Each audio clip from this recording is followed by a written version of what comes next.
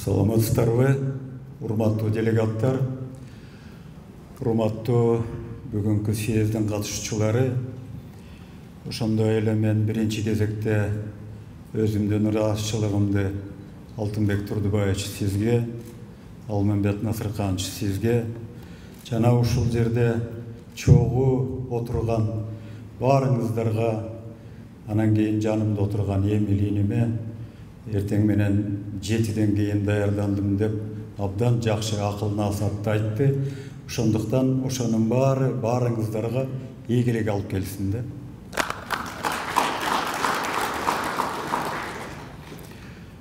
Чындыгында бүгүн жаш муундарды көрүп отуруп, ар бир адам өзүнүн жаш кезин эстейт. Жаш кезде баарыбыз курч болобуз, баарын оңдойбуз, жетсе келе баарын бүтүрөбүз дейбиз. Бирок ошентсе дагы бул турмушта адам өзүнүн ички дүйнөсүн оңдош керек. Кайсы жашта болбосо дагы. Ички дүйнөнү терең билим менен, терең маданият менен, терең урмат сый менен оңдоп, мамлекетти ушунчалык терең урматтаганга жетсе, мына ошондо бүгүнкү айткан сөздөрүңүздөрдүн баары мен ойлойм ишке ашат депчи. Болбосо, оруста жакшы сөз бар. Власть, она очень сладкая вещь. Вдруг туда войдете, а я надеюсь, что вы войдете, чтобы вас жизнь не поломала. Вас будут ломать там. Среда будет ломать. Ситуация будет из вас выбивать всю вашу сегодняшнюю идеологию. Вот тогда надо выстоять.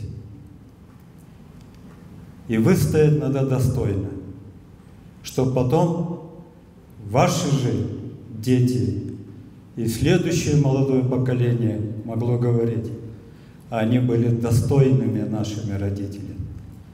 Мына ошондуктан мен баарыңыздарга чындыгында чын жүрөгүмөн ийгилик каалайм. Биз Алтынбек Турдубаевич экөөбүз ушу 20-жылдын январь айларында, андан кийин февраль, март айларында абдан көп кеңешип, ушундай жыйынтыкка келдик элек. Мен токтотуп турайын. Үйдөн деле караганга убакыт керек экен. Саясатты, мамлекетте болуп жаткан жаңылыктардын баарын теңдепчи. Бирок ошондой болсо дагы саясаттан эч жака кете албайсың. Каяка барсаң дагы саясат үйүңөн таап алат. Ошонун негизинде Алтынбек Турдубаевичка каалоомду айткам. Сиз жашсыз, тем более бул жерде мынакей Алмамбет Насырканович менен биригип атасыздар. Жаштардан жалындуу, ат жалы менен ойлогон жаштарды чогултуңуз депчи. Мына мен бүгүн баарыңыздардын сөздөрүңүздөрдү угуп, мен чындыгында ишенип атам. Сиздерде энтузиазм абдан көп, оптимизм бар. Эң негизгиси иллюзияга алдырбагыла. Иллюзия бул чатак маселе. Алдырып койсоңор, анда 5 жыл өткөндөн кийин өзүңөрдү салыштырганда кичине уят болуп калбагандай болуш керек да. Бүгүн жакшы ойлор айтылды. Ошол ойлорду үйүңүздөргө ар бир сүйлөгөн бүгүнкү делегат кичинекей бир флешкага акырын салып койгула. Парламентке буйрук барганда ар бир добуш берерде ошону сайып угуп койгула. Мен эмне деп сүйлөдүм эле 17 августта. Бүгүн эмне үчүн мен тескери кетип атам депчи. Мына ушунун баары тең бул турмуштун чоң сабактары. Да баары жакшы. Кыргызстанда эң негизгиси тынчтык бар. Каалайбызбы, каалабайбызбы сөз эркиндиги бар. Бирок ошондой болсо дагы ошонун баарын астыга дагы жылдырып, дагы жакшыртсак деген жакшы ниеттери бар да. Мен кээде менин бир 10га чыккан неберем бар да, экөөбүз талашып калабыз. Анан айтат: "Ну ты отстал от жизни", депчи. Анан мен айтам: "Если я отстал, то ты покажи, кто впереди", деп. А мен бүгүн көрүп атам, бар экен да. Эл дайыма өзүнүн уул кыздары менен даңктанган. Мына ошондуктан ушул жолуңардан тайбагыла. Алтынбек Турдубаевич экөөбүз дайыма Грузия жөнүндө абдан көп талашчыбыз. Мына бүгүн абдан көп айтылды. Мен дайыма bir аргумент менен айтып койчумун, анан болду, мен сиз менен талашпайынчы деп басып кетип калчы. Анткени кичүүдөн менден кой байкени капа кылбайын депчи. Мен айтчумун да, Грузиянын территориясы бүгүнкү күндө Ысык-Көл областынын территориясындай. Ошол жерде 3,5 миллион элди киргизип туруп, тартипке салса болобу же болбойбу? Биздики болсо Кыргыз мамлекетинин территориясы дүйнөдөгү 200дөн ашык мамлекеттен 77-нчи орунда турган мамлекетпиз. Территория боюнча. Мына ошонун баарын камтып, тем более баары тоолуу жерлер. Шарты татаал, жаратылышы абдан резко континентальный. Мына ошонун баарын эсепке алып, анан бүгүнкү программалардын бүтүн баарын мен ойлойм ишке ашырасыздар го депчи. Мен ашырасыздарга ишенем. Анткени силерге окшогон жаштар башка партиялардан да келип парламентте депутат болушса, жаштар баары бириксе, мен ойлойм астыда бизде жакшы келечек күтүп турат депчи. Ошондуктан мен сиздерге ийгилик каалайын.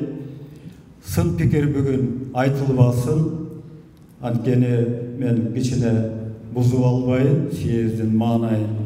4-сентябрдан кийин менде толук укугум бар. Өзүмдүн оюмду баарын Бир Бол партиясына ылайыктап туруп сын пикирлерди айтканга. Ошондуктан ийгилик сиздерге баарыңыздаргачы. Анан мен жана жаштардын баарын угуп отуруп айткан сөздөрүн бүгүн биздин Кыргызстанда эң чоң проблемалуу маселе бул элди артынан ээрче турган инсандар жакшы чыкпай жарк дебей жаткандыгында да. Мына ошонун баарыбызды албетте терең ойлонтот. Биз дүйнөлүк практиканы эч качан унутпашыбыз керек. Мен ошонун баарын эске алып, дүйнөдө ар бир улуу инсан өзүнүн элин, өзүнүн мамлекетин, келечегин кандай кылып астыга алып чыкканын, дүйнөдөгү интеграцияга кандай киргенин, дүйнөдөгү башка мамлекеттер менен тең ата болуп сүйүнүш ала тургандарды эстедим дагы. Алтынбек Турдубаевич менен 5 жыл экөөбүз чогуу агайыны болуп, мен бул жигиттен бир да жолу байке сиздики туура эмес деген сөздү уккан жокмун. Дайыма сый урмат менен иштештик. Мен ошонун баарын эске алдым. Алмамбет Насырканович, сиз мени туура түшүнөсүз. Мен кичине бул жерде мындай бияка тартып коюп атам. Сиз менен жана мен сүйлөштүм кыска диалогдо. Мен ушу Алтынбек Турдубаевичка мына бул китепти ушу бүгүнкү съезде атайын тапшырып берейин деп атам. Речи, изменивший мир. Алтынбек Турдубаевич, сиз да бүгүн жакшы сүйлөдүңүз.